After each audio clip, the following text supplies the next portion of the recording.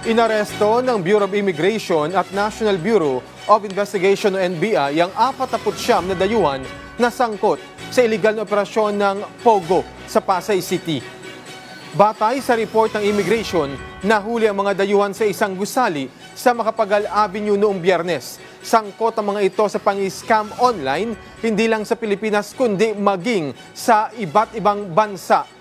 Lumalabas din na pineko nito ang kanilang company registration dahil ang ipinarehistro nila ay isa silang digital service at online marketing company.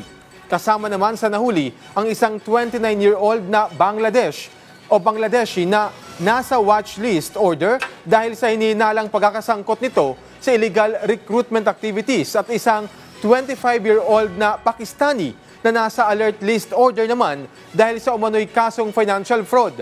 Tiniyak naman ng BI na agad na ipade-deport ang mga dayuhan at rektang blacklisted na sa Pilipinas.